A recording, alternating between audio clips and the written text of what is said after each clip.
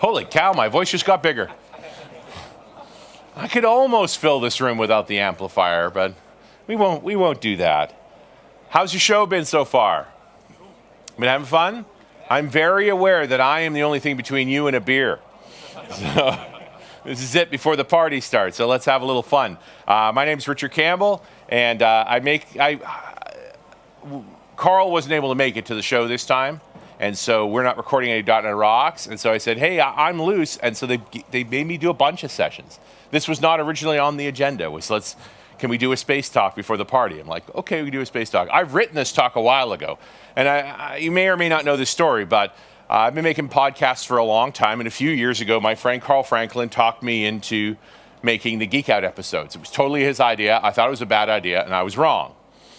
And so if you go to the .NET Rocks website, there's an option to filter by Geek Out, and there's about 80 of them. Or you can go to the URL geekout.show, and it'll give you this list of these Geek Out episodes. And this is all the geeky stuff that I like. And I usually would have a voting system, like which one should we work on next. Really what the Geek Outs for me is me finishing some thinking, organizing ideas and so forth to talk about a given subject. And I've had some interesting experiences because of that. One of which was a moon-based talk, which if you've been to other NDCs, I've done it a couple of times. The original moon-based podcast I did was actually based on a European Space Agency paper about what it would take to establish a base on the south pole of the moon, very much like Antarctica. It would be occasionally inhabited and the kind of science they wanted to do down there. And I thought that was all very cool. And so I did this moon-based Geek Out that came out in 2017. And then that summer, NASA called, which is a good day. I mean, let's be honest, the first couple of emails from NASA, I'm like, that's not NASA. And you eventually look at them like, oh, they're pretty persistent. So I get Chuck on the phone, and Chuck's like, oh, we really like your podcast. Well, that's nice. Thanks. That's cool. It's like, hey, would you be interested in doing a presentation on it? Yeah, okay. To who? Well, to us. NASA? Yeah. It's your stuff. Like, yeah, we like the way you tell it. Like, okay, so I got to go to the NASA Ames facility, and my mother's pretty proud. It's something to drive into a NASA facility that's your face on the front of it. So that was a pretty good day. And since then, I've been asked to do a variety of space talks, and so I get to keep working on this material. I mean, I'm interested in everything that's going on in space anyway, but folks like the way I tell it, okay, I'm gonna keep telling it. And this is a new one. This is one I've just worked up this year based on sort of the latest things. And I break it down into in a 1 hour summary, because I could do several hours, believe me. You may know. In a 1 hour summary, let's talk about three areas. The current state of lift. So how are we improving our rockets? What have we got going on right now? The space station and what's coming for the space station in the next few years. And then what's happening on the moon. So that there's a push to get towards the moon, and that's ongoing. So those are going to be a sort of three topic areas. And I do want to address the sort of rush of billionaires. So this summer was a little bit weird. You know, Richard Branson finally, after many years and some fatalities, in July, took a ride on Spaceship 2. This was a vehicle originally developed by Burt Rutan with Paul Allen's funding. Paul Allen, one of the old Microsoft guys who retired many, many years before and ran a company called Vulcan and habitually collected World War II memorabilia. Of course, when I say memorabilia, I mean tanks and aircraft. At one point, he had like the fourth largest air force in the world. He's one of my, I've always thought I'd make a website called, Tech Billionaire or Supervillain that figured out who's the closest to be a supervillain, because he's the guy who has not only that he has the giant ship, but his giant ship has a submarine, and that submarine has another submarine. And he was collecting photographs of the Japanese battleships. He found Yamato, he found Musashi, that's the kind of thing Paul Allen was into. And so, he built a spaceship on the side. And then Richard Branson commercialized it into this thing called Virgin Galactic. And it's a suborbital vehicle. They use an aircraft to lift this small spacecraft up into about 40,000 feet or so, about 15,000 meters. Then the vehicle drops off, fires a very interesting rocket engine, a combination solid gaseous engine, which is unique if you're into rocket engines, which then goes up to roughly 100 kilometers-ish, considered above the Kármán line, so nominally you're an astronaut. You get 3 or 4 minutes of free fall as it peaks and begins to descend down, so now you can float around and do that fun stuff. And then after a few minutes, you need to get back in your seat, where it begins to spiral down and actually land. It doesn't really have a re-entry process per se, because it's never going fast enough to really have any atmospheric heating or any of those problems. But it does get high enough above the atmosphere that control surfaces don't work properly. And so Rutan's great innovation in this vehicle was this thing called the Shuttlecock, that the back wings, the elevator section actually pivots upward to force the hull into a stable position on the way in through re-entry. It's a clever design, but it's not ever going to be a significant vehicle in spaceflight. You're not going to go to space station on this. There's some experiments. They are talking about selling seats on this for somewhere between $300,000 and $400,000 US. If you ask me, save your money. If you'd like to do a little free fall, you can go on an aircraft ride that flies parabolic curves for about $3,000 and get the same nauseating free fall effects for a lot less money. So this is a billionaire's toy, right? If you want to have fun, if you think spending $300,000 is something, it's just not that big a deal. It's like, well, I'm tired of crashing Ferraris. What can I do today? This is one of your options. He's not the only billionaire that had some action this year. Jeff Bezos, who has been spending apparently $1 billion in Amazon stock for the past 20 years on this company called Blue Origin, finally flew people on New Shepard. So New Shepard is a suborbital class rocket, similar flight profile to what we just saw with Virgin Galactic and Spaceship 2, where it pretty much just goes straight up, and that instead of an aircraft that's just taken off from the ground, goes into a parabolic arc that gets above the Kármán line, releases its capsule. The first stage cleverly comes back to Earth and lands on its tail at its launch site, and then it free falls for a few minutes and ultimately opens parachutes and lands on the ground. And you may have seen William Shatner take a ride on it. These are, again, somewhat restricted products, right? They can get into free fall for a few minutes, and there's some experimentation you can do there. Mostly it's a ride for people who have more money and need something new to do. And then we'll throw the next billionaire into the equation, good old Elon. Now, Elon has significantly affected the rocket industry. Irrespective of the craziness you hear and all the other things, and there's lots you can complain about, and billionaires are not like you and me. There's no two ways about that. That's absolutely true. But what he's built in SpaceX with his Falcon rocket is profound. He has an orbital class rocket where the first stage is routinely recoverable and reused. He has a number of first stage boosters that have flown 8, 9, 10 times into their flight profiles, which is, again, you're talking about something that's 60 meters high, that runs for 2.5 minutes at full bore, and then spends about 6 minutes getting back and landing on his tail, and then you do it again. You know, that's rocketry for you. And his upper stage is a conventional upper stage, and this is the rocket that has been carrying supplies to the space station for over a decade now, and recently has begun flying station astronauts to the space station with the Crew Dragon, restoring the United States' ability to fly humans into space, since the space shuttle has been retired since 2011, which, by the way, was the reason the geek out started. The first geek out was me yelling at Carl about how stupid the space shuttle was in 2011 when Atlantis was landing, and after I wound down, which took like 25 minutes, and Carl said, "Are you done?" He said, "We should have recorded that. I don't think a lot of people know what's wrong with the space shuttle." And I'm like, "Why would we record that? Who would listen to it?" He goes, "Everybody will listen to it. They'll love it." It's like, "I think you're wrong." We recorded it. People loved it. And then we've been making geek outs ever since. It's easy for folks who are not into rocketry to conflate Spaceship 2, New Shepard, and Falcon 9. They've all kind of developed at the same time. They have somewhat similar traits. I use this graph to try to give you a comparison.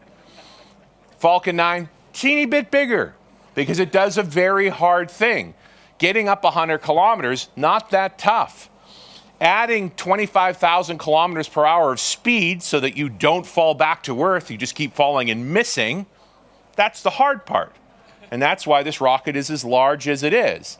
It's a 3.7 meter in diameter rocket that's about 70 meters high. And pretty much that entire rocket does its job in 8 minutes to accelerate a payload up to roughly 20 metric tons maximum to a low Earth orbit. And it has now been used as a tourism vehicle. This summer, 4 people took a tour in orbit for the first time ever. Straight tourists. Now, admittedly, one of those tourists, the guy who instigated the thing, billionaire. Don't know if you noticed the pattern here. So for the person on your left, Jared Isaacman, created a company called Shift 4, made a lot of money off of it, and he's a bit of an adventurer. But he's currently holds the world record for the fastest light jet flight around the Earth, that kind of thing. And he always does it in conjunction with some charity work. He does his best to try and do some good with his indulgences as a billionaire. There are worse problems in this world. And so his charity of choice for this particular flight called Inspiration 4 was St. Jude's Children's Hospital, which is in the northeast of the United States. And he donated $100 million to St. Jude's. He probably spent about $100 million on this flight, and he raised another $100 million with the events around this. So people making donations and so forth got a ticket for a chance to fly. Now, only one of the seats went to the raffle. The lady too hit right beside him, CM Proctor, is the closest thing they had to a professional astronaut. She was actually made it most of the way through NASA astronaut selection before she was down selected. She's a science communicator. She's wildly intelligent, really fun to listen to. The best stories that will come from this flight will come from CN, I expect. We're still hearing bits and pieces as the stuff's coming out. The smallest person of the bunch there, Haley Arsenault, is a young woman who had bone cancer as a child and was treated at St. Jude's and has gone on to have a career as a physician's assistant at St. Jude's. So having been a cancer survivor, she now helps cancer patients. She should fly into space. And she's really a lot of fun too, right? Smart, capable, and has medical training. All these people are relatively qualified, right? Jared flies high-performance jets, has a collection of military jets, as you do as a billionaire. Sian, very nearly an astronaut. And Haley, a medical experience and a lovely person. And then there's Chris. Chris did not win the raffle. Somebody else who's chosen to remain nameless won the raffle and gave the guy the ticket, which is cool. Now, Chris is very much a space enthusiast, and he's helped run space camps and all this sort of thing, and he's the nicest guy. But believe me, he is us. If you actually want to know what it would be like to be a tourist in space, you should watch the videos of Chris getting ready to go into space. It involves a lot of barf bags. It's not easy to go into space. People train for a long time for this. And so I think the guy's great. I think he had a tough time. But they had this extraordinary experience. They took a modified Crew Dragon into space. They had taken the docking adapter off of the ship and replaced it with this plexiglass dome. So they had this sort of unprecedented view in orbit. And so we've seen a few photos from it. This picture is, of course, a graphic simulation. It's not real. This picture is real. So when I originally was putting together this deck was when they had just gone up. So this is actually a camera. Whenever you see a picture from something in space, the first question is like, where's the camera? Who took this picture? So they mounted a camera on the cover that protected this dome. It pops up so they could use the dome, and it goes back down for re-entry because domes don't like being re-entered on. And so they put a camera at the hinge point. So this is a shot of the dome so that they could take pictures of themselves looking through the dome, at the world. So if you've got $100 million burning a hole in your pocket and a few friends, this is an option. Now, some stories are coming out of some of the things that went on. You have to understand the difference between astronauts and people. One of the things is you're in a room not a lot bigger than the back of a minivan. That's all the space you got. You're going to be in there for a few days. And you got to go to the bathroom too. And you got to get changed. You got to do all the things. So The toilet actually was mounted up close to that dome, and there was somewhat of a privacy curtain around it. But as they discovered, because for the most part, the astronauts that are going to and from the space station are only in the vehicle for less than 24 hours, and astronauts tend to hold it. And so they hadn't really discovered that the toilet leaks. You got to understand the perspective of leakage in free fall. The water just sort of hangs out and is hard to manage. And if you touch it, it will stick to you.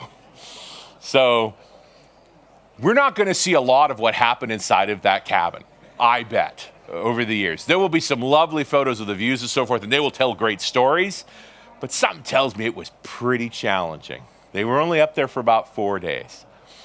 But still, I think an important moment in history that we have actually had a tourist flight into orbit. It's the beginning of the idea that maybe we could have a low Earth orbit hotel that you would take one of these vehicles up to. Still extraordinarily expensive, the toys of billionaires, but beats the snot out of 4 minutes of free fall, then you're back, and unless you had lunch planned. All right, so that's SpaceX and some of the technologies they've worked on. I'll talk about some others because I know there's ones you want to hear about. I do want to talk a little bit about New Glenn. So New Glenn is Blue Origin's nominally important rocket because we haven't really seen it yet. It hasn't flown yet. And there's lots of rockets that are talked about and have lovely documentation because they aren't real. There is a structural prototype of New Glenn now at the Kennedy Space Center that they have driven around on the roads nominally to make sure they could drive it around on the roads. It is a very large rocket. The Saturn V, which is one of the biggest rockets ever made, whose bottom stage, the first stage, was 9 meters across, is bigger. But it was assembled vertically in the vertical assembly building, clever name, and then transported vertically.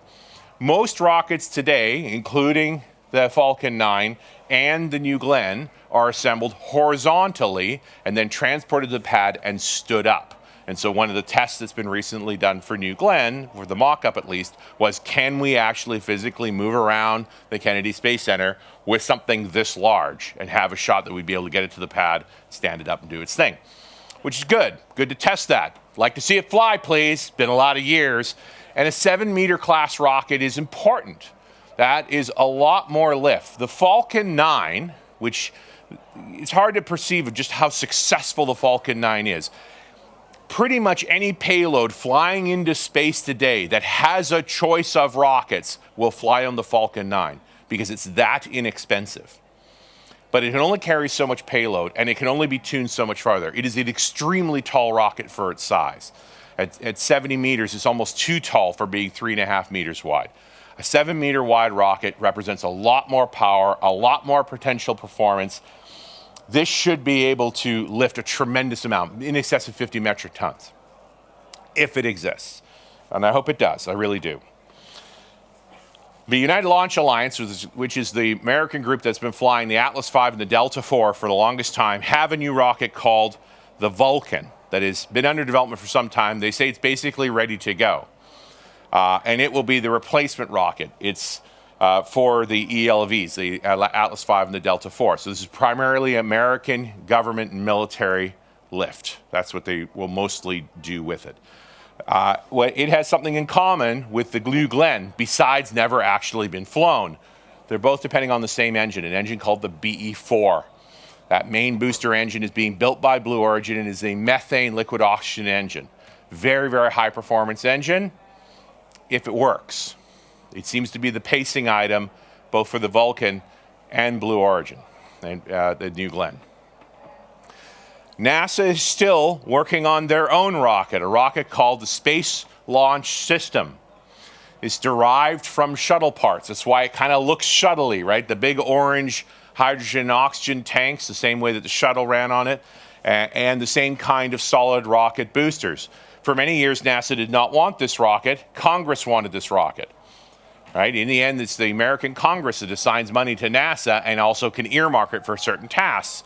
And there are politicians that want to keep the various people in the various states employed, and the companies behind the space shuttle, Boeing and Lockheed Martin and so forth, They had spread their work around to as many states as possible, and so there's a lot of energy to continue this going. This is an extraordinarily powerful rocket. This should be a 100 metric ton lift rocket if and when it ever flies. Fundamentally, it could have flown in the 1990s, and if it had, it'd be wicked cool. In 2023 or 2022, they might be able to actually get one off the ground. So there's a mission called Exploratory Mission 1, where it's going to fly an Orion capsule around the moon with nobody in it. And then it'll be 2 or 3 years before they try again, hopefully with folks in it. Which may spell the doom for this rocket, because there's Starship. And if you've been paying attention to space, you've been watching what's been going on with Starship. Starship is the craziest thing that any rocket people have ever talked about. This is Elon's folly. It might work. We just don't know, okay? It's enormous. It's hard to understand how big it is. This is a 9-meter rocket, so it's wide, it's tall. They have stacked it on its booster a couple of times just to understand it. That stack is taller than Saturn V. It's absolutely massive. It depends on a new engine called the Raptor engine, but it's 100%, if it works, an 100% reusable spacecraft. So the flight profile is that a Titanic booster with 30 engines on it will produce the largest noise and most amount of thrust ever achieved by any rocket ever, hopefully, for about 2.5 minutes to shove that massive upper stage into a position to achieve orbit. Now, that's not that different from a Falcon 9. Then the lower stage then turns around and goes back and lands, which, I mean, I want to see. That's awesome. But we have seen smaller versions of that. The upper stage then capable of going to orbit, completing a mission, re-entering, and landing on its tail so that the whole rocket is reused. Nothing is thrown away. Refuel it, do a little maintenance, fly it again. To optimize weight, because landing legs weigh a lot, they're not going to put any landing legs on it. Instead, they're going to catch it in flight, because that's not crazy. But that's Elon's plan, and this thing exists, okay? He has now built a tower in Boca Chica with a pair of arms, they call it chopsticks. And supposedly, at some point, they will have a booster come down on its tail and come close enough to that tower without contacting it that those arms will be able to grab that booster and put it down. All right. And same for the upper stage. The upper stage actually has a heat shield on it because it is going to be going fast enough to go into orbit, and it has to shed all that speed. And so the heat shield absorbs the heat of it decelerating, and then it falls, and then at the last moment pivots up, fires its engines, and lands on its tail. And they're arguing chopsticks are going to catch it too. And Elon's mission is to try and get humans to Mars. And so he thinks this is the vehicle capable of doing it. We could talk about that. That is a different subject. This is a spacecraft that could lift 100 metric tons, similar to the Saturn V or the SLS at full bore, except it's 100% reusable. And now we finally have to show some numbers. The Saturn V could lift about 140 metric tons all up, and for a relatively good price per kilogram, about $5,400 US dollars. That's adjusted from the 1970 prices to today. And this feels fairly accurate because below it is the space shuttle. Space shuttle a little expensive. It was supposed to be the cheap way into space, going to be really efficient and reusable. Now that number, that $65,000 a kilo, includes all the development costs, the manufacturing of all the different space shuttles, all up. They did 135 missions total, lost 2 vehicles and 14 astronauts. But in the end, that's how much money they spent. Did not deliver on its goal. That's why I was complaining about it in 2011. Dan Golden, as he was retiring as the NASA administrator, said if we had not built shuttle and continued with Apollo, we would have flown 6 Apollo missions a year doing various different science experiments, including 2 to the moon, every year, the whole time, for less than what we spent on shuttle. The Americans reached too far. They were trying to build a vehicle that was too complex. They did not spend enough money developing it. It wasn't good enough. I didn't include on here traditional rockets like the Atlas V or even Ariane. they typically come in the $10,000 to $15,000 a kilogram range for flight, which is why we get back to Falcon 9 at $2,600 per kilo is why it's consumed the entire market. It's the cheapest lift to orbit, and so it's all-encompassing. Falcon Heavy, which is actually 3 Falcon 9s strapped together, because that's not crazy either, but actually can lift the better part of 50 tons into orbit. It's got its own problems, is even cheaper than that. New Glenn. Now we're talking about rockets that never flown, right? Aren't real. So all these numbers are lies. But the current estimates are that New Glenn will be cheaper. Of course it is, because there's no real battle going on between Bezos and Musk, but he says $1,900 a kilo. Vulcan at $7,500 a kilo is extraordinarily cheap for anything made by United Launch Alliance. I don't know that I believe it either. Space Launch System at 95 metric tons to 50,000 a kilo. Boy, that's optimistic too. But that crazy vehicle I showed you, Starship, where it's 100% reusable, you throw nothing away, you get down to about $150 a kilo. Some numbers I've seen, it's like $75 a kilo. Again, it doesn't work. They're working on it. Maybe it'll work. But if it does work and it's fully reusable, well, now you're talking about the price for you and I to go into orbit is the price of a first-class ticket to, across an ocean. It's $15,000, $20,000, right? It's a trip of a lifetime, not a trip of a billionaire. And that's interesting. So these are the vehicles that have been worked on for now, and we are going to see results from the next few years. I don't expect all of them to come into existence or to last very long or to be as good as they say they're going to be. But you can watch all of them. They're real. They're happening. Many of them are supposed to fly.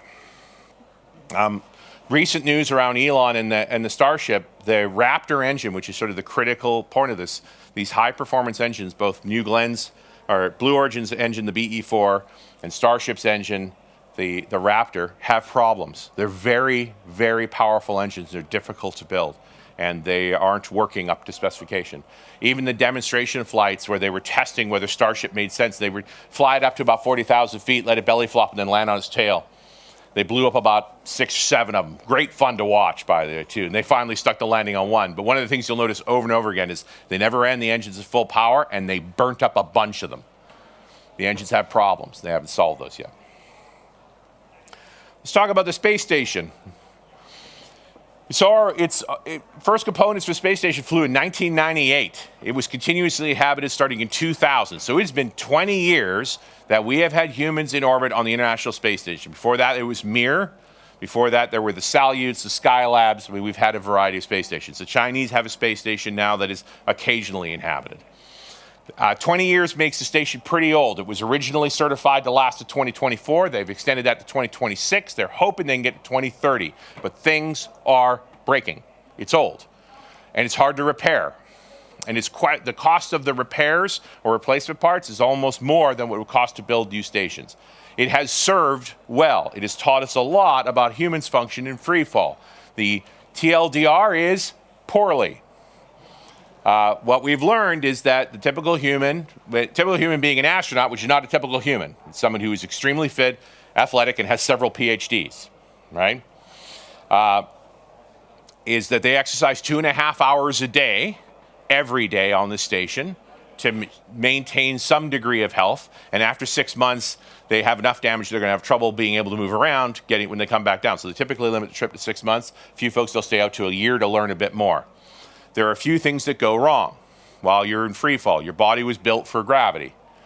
So a lot of things do work. Peristaltic systems, blood pumping, breathing, digestion, all that stuff works. Burping doesn't work because the food floats around your stomach. And there's actually a video of an astronaut showing how you can burp on the space station, which is that you back up against a wall, and then when you go to burp, you accelerate. So all the food drops down and you burp. And if you get it wrong, you clean it up.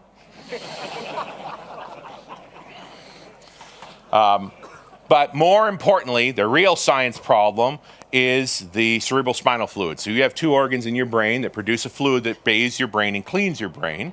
And those fluids then run down your spine where they do exchange with your blood to remove detritus from your spine and brain.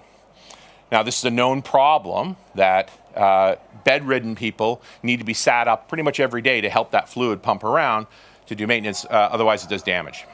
And so When you're in free fall, that fluid accumulates in your head. It doesn't go anywhere, which is why you'll notice that most astronauts look rather puffy when they're up on the space station. For people that are very fit and marathoners and that sort of thing, big puffy heads.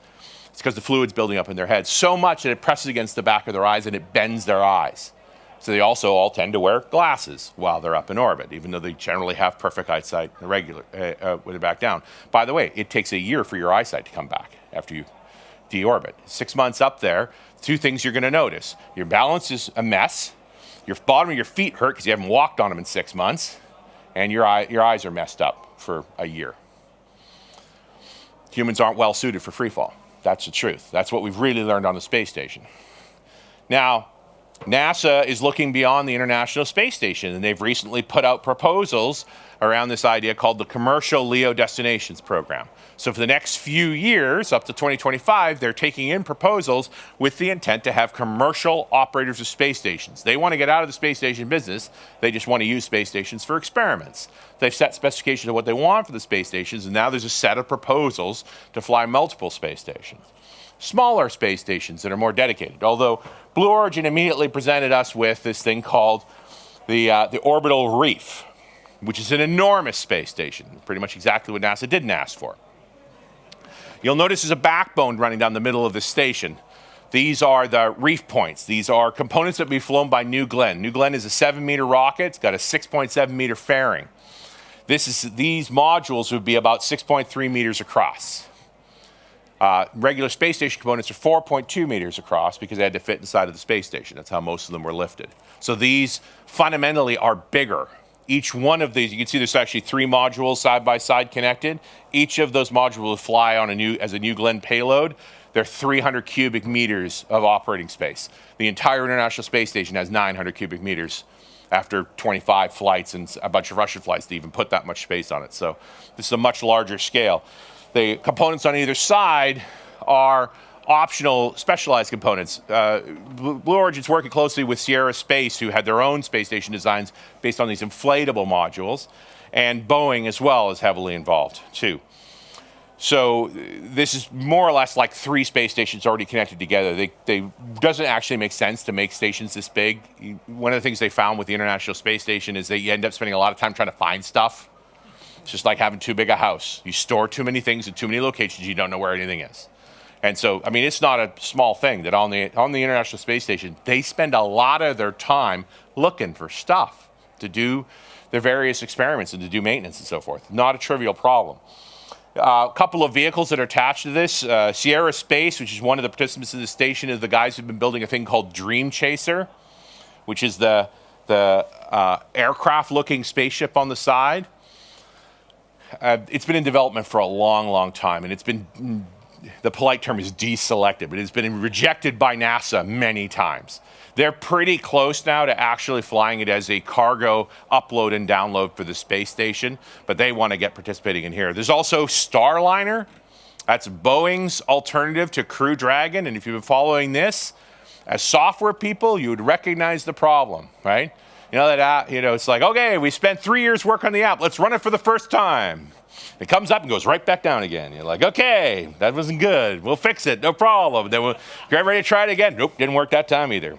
They flew Starliner once, and it was remarkable they didn't lose the craft. It went nuts, burned up all of its reentry fuel, and was basically out of control. It never made its docking to the space station. They were able to get it back, but it was just like in programming. You get to that point where they went and looked at the results and said, wow, how did we get this thing back? Serious software problems and some design problems. And so they actually said, well, we'll refly that mission. Spent a year getting ready for it, got it to the launch pad this summer, and a bunch of the flight control systems were frozen from corrosion, and they actually had to destack the thing, and they think it'd take another year to repair it. And NASA has now taken the astronauts that were assigned to the Starliner test and put them on Crew Dragon, so that's how that's going.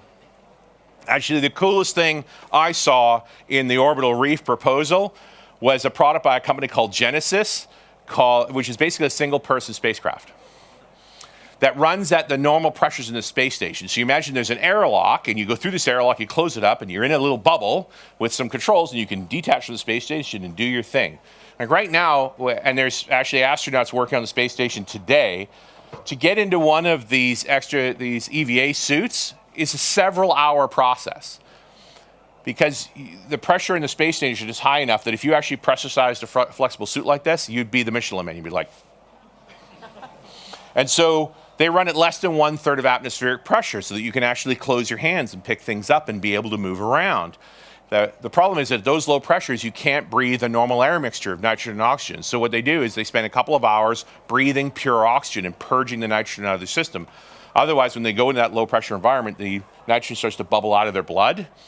This is the bends. If you're into diving, you know this well. And so you can't quickly get out of the spaceship, right? You can't leave the station very quickly. You have to go through this process. It takes hours. And because it takes hours, they do a lot of planning. You don't want to get outside the station and go, forgot my tools. Like, that's a problem, right? So when you think about a little guy like Genesis, a lot of this gets easier. That now you can just simply hop in a vehicle, pop off, do your thing, come back. You're not going to have hands, per se, although you could build a depressurized hand, like running at 1/3 atmosphere, it probably wouldn't be as damaging. But more likely, you're just going to be able to get to the right location, get a close look at it, and use manipulators to do your work. So that's cool. Lockheed Martin and Nanoracks, Nanoracks has flown a lot of stuff to the space station, are offering a station much closer to what NASA's actually asking for. Small stations, inflatable components, maybe 300 cubic meters total. Robotic maintenance systems, little nano sats that would pop out and do the base maintenance on the outside of the ship so they could maintain it, but fly a bunch of them. There's a bunch of different kinds of experiments we want to do. Microgravity experiments, which we've largely done on the International Space Stations, are not compatible with artificial gravity experiments. One of the things we have not done a lot of exploration with is actually understanding what kind of artificial gravity we can create by creating rotating structures and how things will behave in reduced gravity from rotating structures, how we manage the Coriolis effects, other problems around that. We just haven't done those experiments because they're not compatible with the one station we have. By building a few stations, we should have some more choices there. Last space station offering, Axiom Station. So this is a bunch of folks that are former space station techs and engineers that have now gone to create a company called Axiom.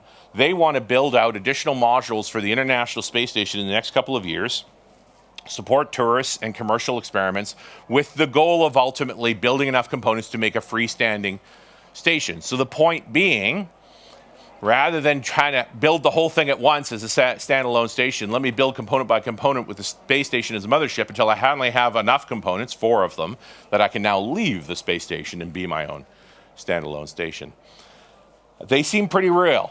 They've raised a $250 million, which sounds like a lot until you're talking space. They have the first component, the HAB component, under manufacturing by the same company that manufactured components for the International Space Station. And they have booked flights to the International Space Station that are essentially tourist flights. These 4 folks are going to go supposedly in January of this year, of 2022, to the space station. They're all billionaires, in case you're wondering, because that's what it takes to spend a week on the space station. Their problem now is the space station is so busy, there's a limited amount of docking space available, and so they may or may not be able to fly when they want to fly. That's my space station news so far. Let's talk a little bit about the moon. And what's my rule when you see a picture from space? Who took this picture? Because this is a picture of the far side of the moon, which is clearly not the dark side, right? It's just the far side. The moon is tidally locked to the Earth. The same side of the moon always faces the Earth as it goes around. And sometimes it's lit and sometimes it doesn't. The moon has a 28-day day. In any given location, specifically on the equator, you will have 14 Earth days of light followed by 14 Earth days of darkness. Otherwise, it rotates around. Who took this picture? A satellite. The Deep Space Observatory, Deep Space Climate Observatory. This is actually a solar weather satellite. It's in the L1 location of the Earth-Sun system. So that is a gravitationally stable location about 1.5 million kilometers away from the Earth towards the Sun. So it's always sitting between the Earth and the Sun. And somebody was smart enough to put a telescope on it on the backside pointed back at the Earth. And it is a telescope because it's 1.5 million kilometers. That's a long way. So your Earth's pretty small, but they get a pretty good picture, and it's always a full disk because it's literally sitting between the Earth and the Sun the whole time. So normally it's measuring coronal mass ejections, and solar weather. So it gives us warning on Earth that the sun's up to something weird. But every so often, the moon whizzes through the shot, and you get a cool picture like this.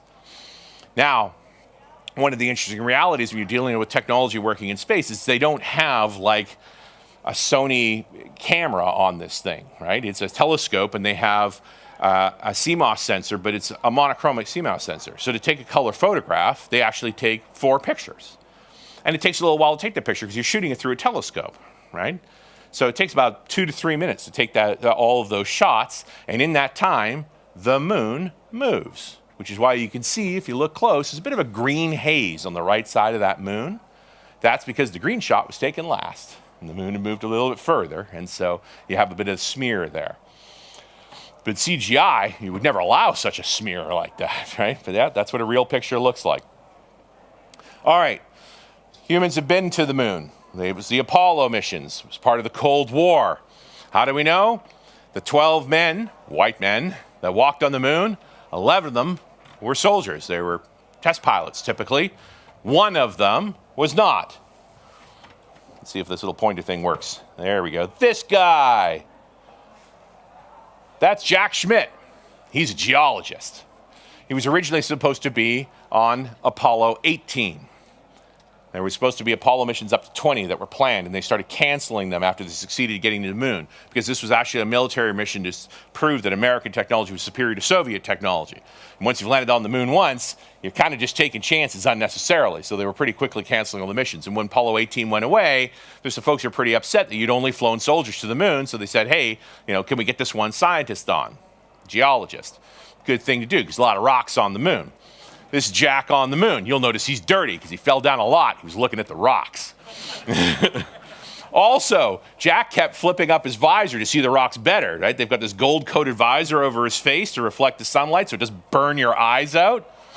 And so if you listen to all the transcripts of the audio recordings of them talking on the moon, you keep hearing Capcom saying, hey, Jack, would you get a sec? Would you close your visor, please? Now, Jack was so into looking at the rocks that what he was doing was taking his safety cards off his sleeve and sticking them in the side of his visor to block the sun so he could lift his visor to look at the rocks. Geologists. That's what happens when a real scientist gets somewhere where you can really do science. You can talk to test pilots all day long about what you should look for in rocks. They're test pilots. And the reality is that science is not done through Eureka, I found it. It's like, wow, that's weird. What's that? That's how science is done. It takes a geologist who knows what rocks should look like to find a rock that doesn't look like what it should look like. Hey, what's that? And that's what Jack Schmitt found in his 3 days on the moon. He found all of the most important rocks on the moon. Geologist, he knew what to look for. He proved there was volcanic activity on the moon. He found unshocked olivine, which if you're a geologist, you're like, wow, that's wicked cool. Everybody else is like, it's a rock. But that's what happens when we let scientists into an environment. This is what humans were built to do. We're wired to explore. If we get a chance to put them up there, we can. Now, there's a good reason they canceled the Apollo missions. It was this thing, the Lunar Excursion Module. This thing is flippin' dangerous. It'll support 2 people, more or less, for 3 days. If anything goes wrong with it, it takes more than 3 days to rescue them.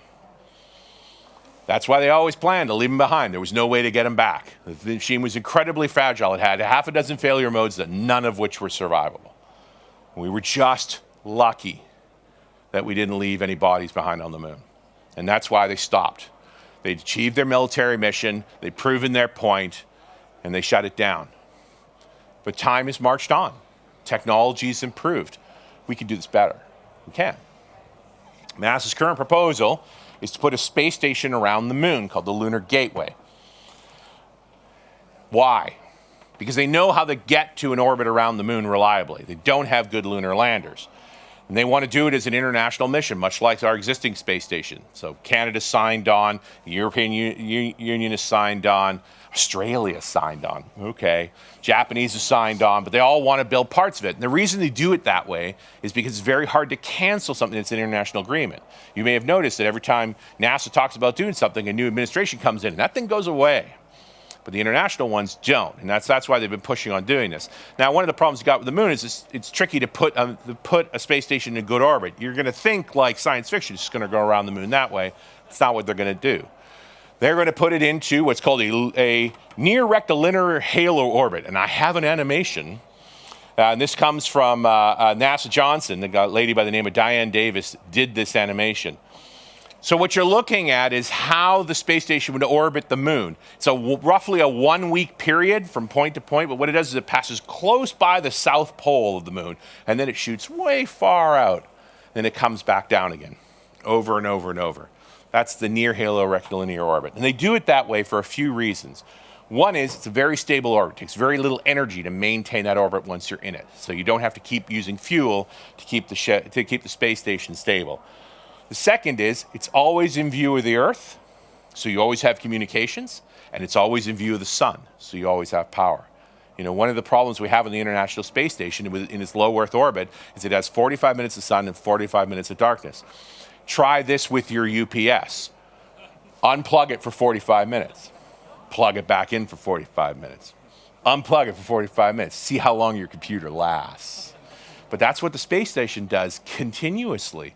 Charges for 45 minutes, continuing to operate all of the experiments. Then it goes into darkness and it switches over to batteries and continues experiments on batteries. And then the light comes back on and it goes again. So one of the ways they simplify Gateway is by positioning in that orbit that allows it to almost always have power, a little bit of battery, but not that constant 45-minute cycle that eats up hardware. There's a few different hardware proposals. This is the Lockmar proposal. One of the most interesting in this picture is the center capsule there. This part is actually resupply by a Falcon Heavy. It's a thing called the Dragon XL, an extra large module will be lifted by Falcon Heavy that could fly supplies all the way to the Gateway Station. So the idea is to build a space station that's man-tended, that normally operates on its own, it can maintain its own station keeping, and you put supplies into it, and then eventually you fly a group of humans out to it, and they spend a couple of months doing their job. Up close to the moon, and ultimately to land on it. And that gets us to the Lunar Lander problem. And so a year and a half or 2 years ago now, roughly just before the pandemic started, there was a proposal that 3 different companies responded to build a lunar lander, a modern one. The first one was from the small company called Dynetics, and it was a self-contained lunar lander. It was mostly reusable. There was a couple of fuel tanks on the outside that it would drop on the way down. But it was capable of supporting 2 people for 42 days, which was part of the requirement, on the moon. Cool, except when NASA actually reviewed the study, they figured out that it had negative mass, which is to say it was too heavy to fly. That's the polite version of it. So, move on from that one. Then there was the national team. The national team, this was Blue Origin, Lockheed Martin, Boeing working together, building a lunar module which has the fewest reusable parts possible. This is the entire assembly, so from left to right, you have the boost stage that actually flies you to the moon, gets you into orbit, and gets you deorbited. In the center is the ascent stage, that's what you'll use, that's the descent stage, that's what you'll land on, and then right at the top is the ascent stage, which is what will get you back off the moon and back to the space station. So it ends up being very tall. You're going to need a long ladder to get up and down from it, and you leave pieces behind. You leave pieces all over the place. You drop that return stage as you deorbit. You leave the descent stage behind. Actually, one of the most important things in this picture is the idea that astronaut is kneeling, because that's something that the Apollo astronauts could not do. Their suits are at too high a pressure, and you couldn't bend your knees that far. That's why you saw them walk like the Michelin Man. They really couldn't bend their knees any more than that. So building a suit that will allow you to move around can make a huge difference in what they can do up there. But it's very hard to build a base on the moon if every time you come to the moon, you leave a part of your ship behind.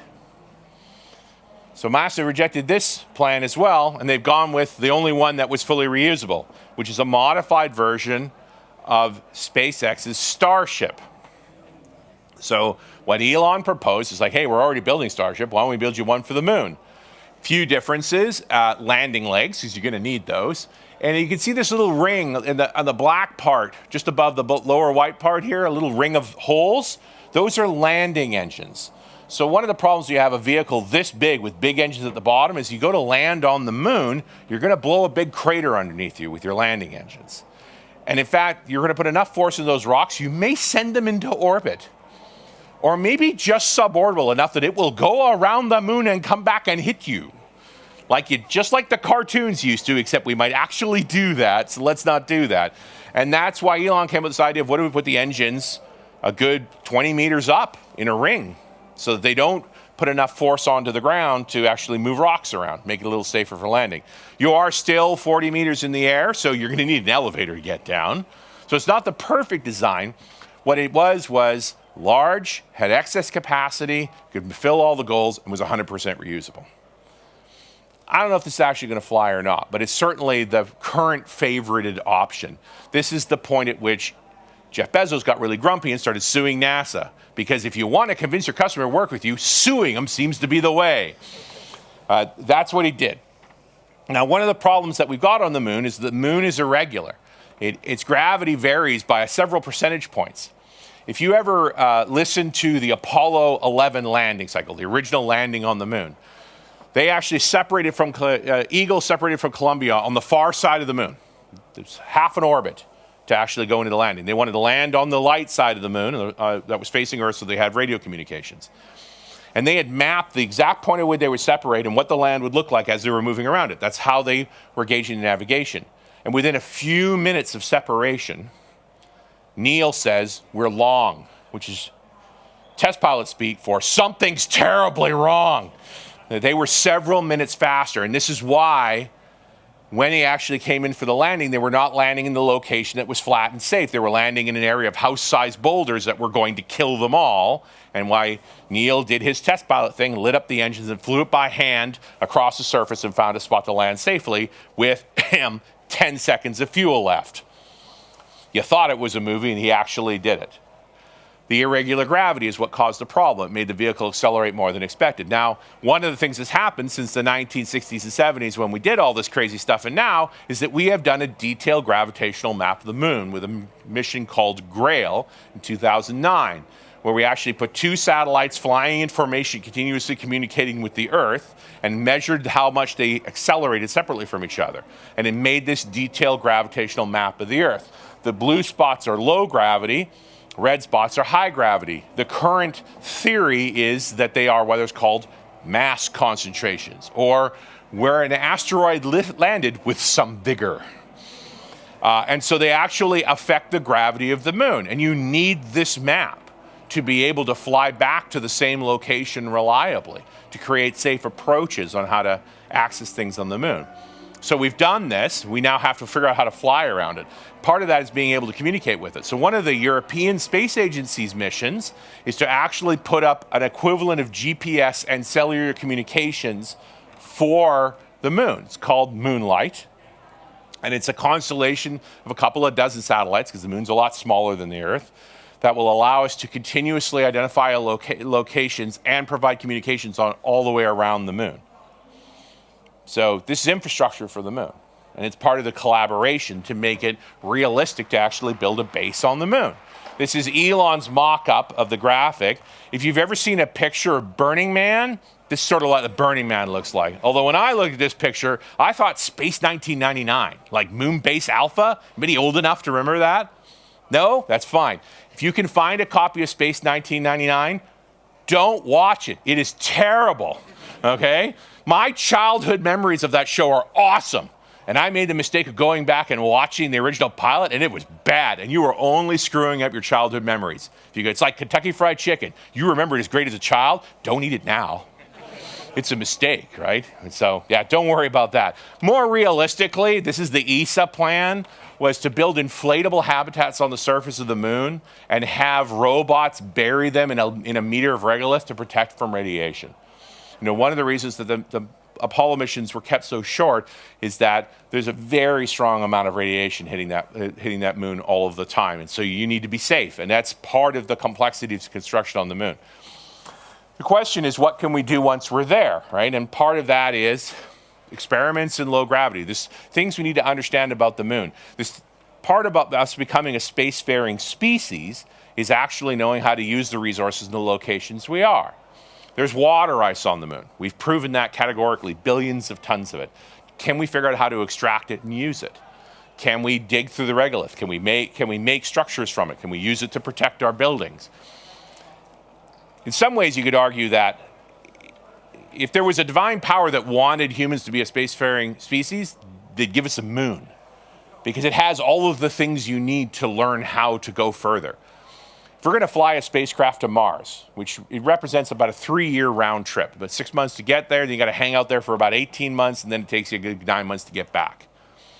Really, we should build that vehicle hanging around the moon and let it sit there and function and make sure it can work the whole duration before we try flying it away where we're not 3 days away from home. And we should learn how to use resources and location. And we're pretty sure that we can't put people in microgravity that long. So we actually need to experiment with artificial gravity. Here's the question. If we're going to build an artificial gravity device, so we're going to build a big ring and rotate it just like you've seen on the movies, do we do it in 1G? Because if we do, it needs to be like 100 meters across and rotating pretty fast. What if 1/6G is enough? 1/6G could keep you healthy for a couple of years. Much easier to build a rotating structure that's only 1/6G. How do we figure out if humans will stay healthy at 1/6G for an extended period of time? Put them on the moon. The moon will let us do all that testing. It's 1/6G all the time. You don't have to spin anything. So there are some genuine, significant pieces of science we can do up there. That the original mission, one of the reasons I got into this whole conversation was the European Space Agency talking about the kind of science that could be done on the moon with occasionally inhabited spaces. It opens the door to a lot of possibilities for what we could do to actually expand the horizons of humanity. I know Elon wants to go to Mars, but Elon doesn't know what he's talking about. He's very optimistic. Anything that we can do on Mars, we really need to do on the moon first. And pretty much everything we do on the moon, we can ultimately carry to Mars. And until we do those things, going to Mars is fallacy, really.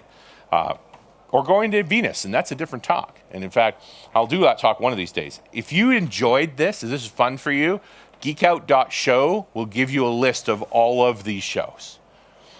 So the original moon-based talk is there. I talk about alternative energies. It's a bunch of fusion shows as well.